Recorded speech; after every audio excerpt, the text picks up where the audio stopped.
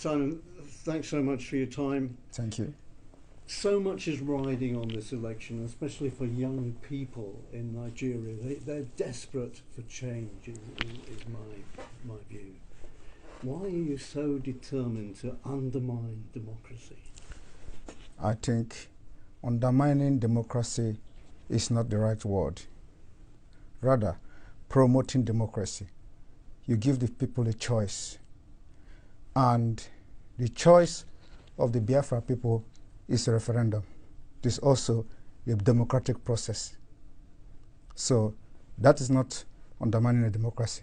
More accepted democratic process is when you give the people choice to decide their fate.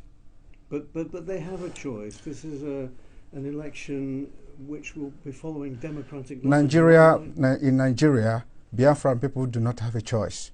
And that is a historical problem created by the British. So everybody, as you have been a journalist with your experience and the history of Nigeria, you agree with me that Nigeria is a mistake because of the tribal and dangerous diversity in Nigeria, which is also a destructive diversity. So when you give the people the choice to choose how they want to live, that is a true democracy.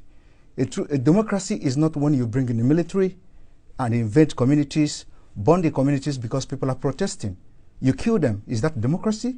Do you do that in the United Kingdom? The answer is no. But what about your role in all this? Your tweets. My role.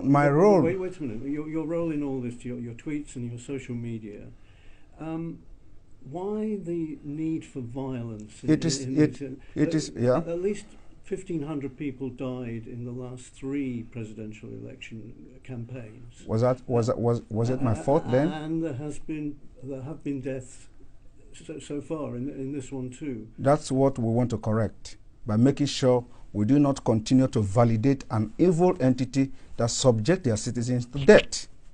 So the only solution to this is to disintegrate this evil entity and allow people to make their choice so that they can develop and, practice politics in the best way possible, just like the Europeans here. So are you justifying the violence that comes from the kind of stuff that you... It is not, the violence is not about what I do.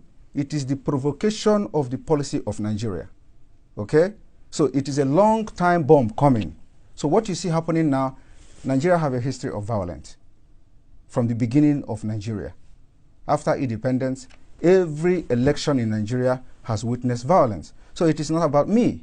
I am here as a good guy to put an end, to have a lasting solution to the violence that have caused the life of thousands of Nigerians. But do you not accept that some of the things that you say has engendered this kind of... From your own perspective, you can translate it and interpret it however you want. But from my own perspective, I think I am the good guy trying to teach the people that they have a right. So there's no blood on your hands? There is no blood on my hand. There are more blood on those supporting the election, supporting this particular coming election. They have more blood in their hand. In Imo State, you have a governor that have invaded his own state, killed people, and why are you people not talking about that? Those are the people that have blood in their hand. All the people that have been elected in Nigeria since 1960 all have had bloods in their hand, and nobody is asking the question.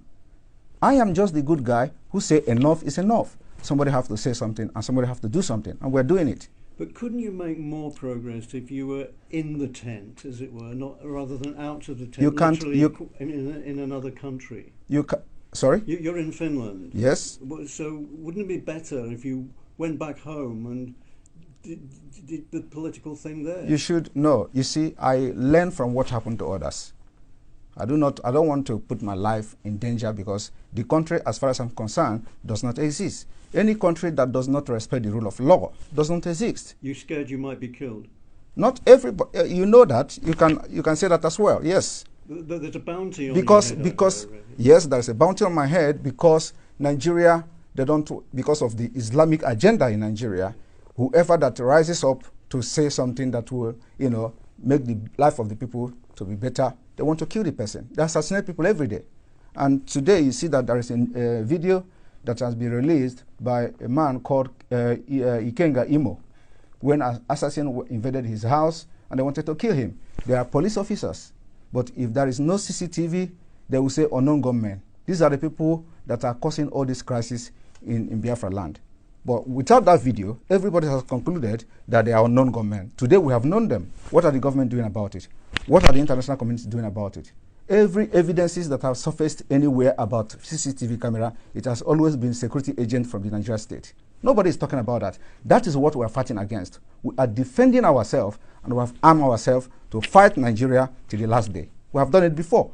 The only difference now is that today we have social media. If social media was there in the 1960s, somebody will do what I'm doing today.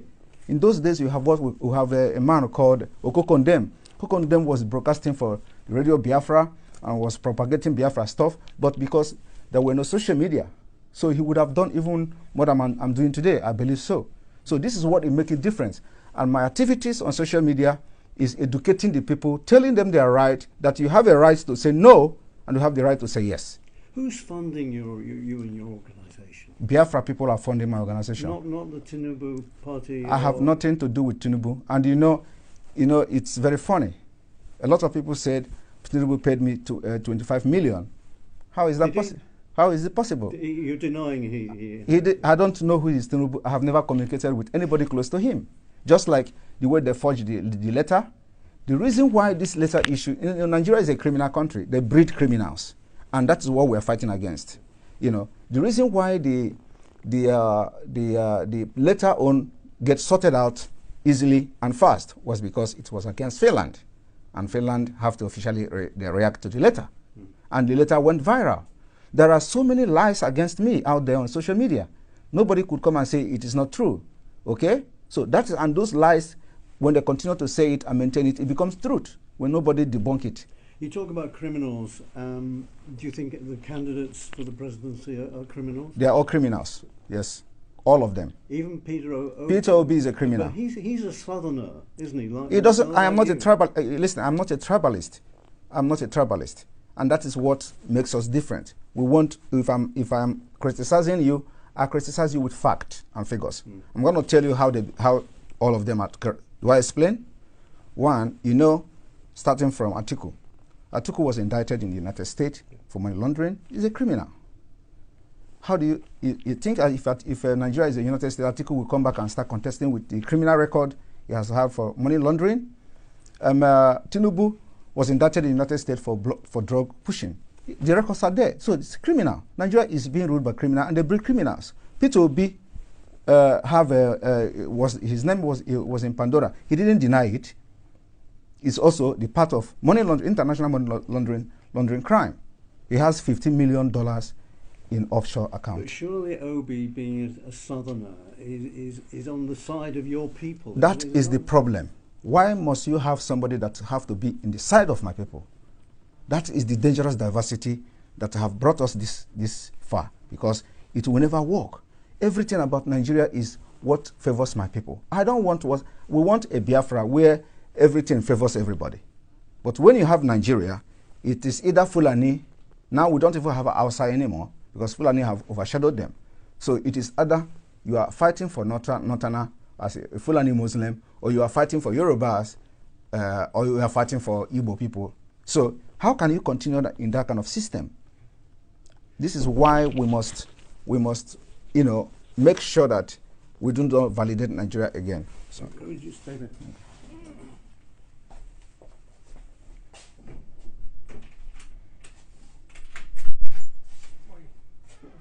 Yeah. No, no. Yeah, cool. It's a meter. Yeah. I'm sorry, that's my security. Yeah.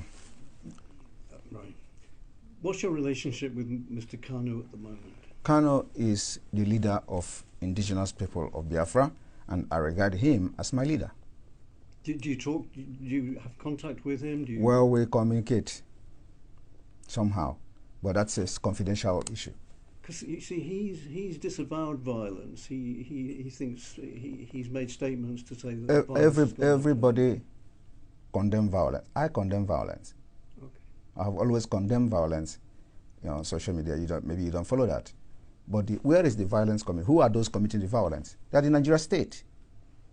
And their intention is to use violence to blackmail what we're doing. And of course, you do not expect people who are Nigerians who are angry, who have lost hope. And the next thing you see from them is when you are hopeless, you become violent. So what is happening now is not caused by anybody. It is caused by the system itself. And until we begin to understand that the violence happening in Nigeria is being generated by the Nigeria system itself, we will never be telling ourselves the truth. Are you going to rein in your rhetoric a little bit now? Because we're in the election period. You know people hang on to your words, and it can cause some violence, can't it? Well, I don't care. We are already at war. In Biafra side of Nigeria, there is a war going on there, and I don't know why medias are not covering it. Do you see a democratic place where the plane will be throwing bombs to the people? It's war. The villages are getting burnt, houses are getting burnt. Even in Ukraine, where you go into now, the number of people dying in Biafra land outnumber the people dying in Ukraine. So how do you balance that? And who are doing this? The Nigeria themselves, the Nigeria state. When the military comes to the village, instead of protecting the people, they get angry because they obey our orders and then they start burning their villages. So we don't want to continue like that. We want to have, the only solution to this is the disintegration of Nigeria. And if Nigeria do not disintegrate now, the disintegration later on will be very, very, very chaotic. It will be very hard before international community, if they continue to let us manage this and force people into election in Biafra land, when this time bomb is going to explode, it will affect everyone. One last question. Yeah. Who's going to win the election? Election is not happening in Biafra land. Because you don't want people to vote? Not me. Biafra have decided. I am telling you the fact. There is nothing that will make Biafrans people to go out and vote. This is a life and death matter. We have come a long way. For over 50 years, Nigeria have done all manner of genocide, committed genocide against our people, kill us every day, and you expect us to allow them to continue to kill us, to elect governors that will bring military and militarize our territory? We can't do that again. That's 11 million votes, isn't it? Nobody will vote in Biafra land. I am telling you the fact. It will shock the world. We've made up our mind and we know what we have on ground. Nobody will vote in Biafra land. Even if that undermines the rest of the... It is not undermining. No. This particular civil disobedience is also a democratic process. And I want you to see it in that perspective. When people say, I don't want, it is their choice. And if you think that there are people who want to vote that are bigger in number, conduct a referendum. As simple as that. For now, we control 90% of Biafra people. 90%. Thank you. Thank you very much. Very good.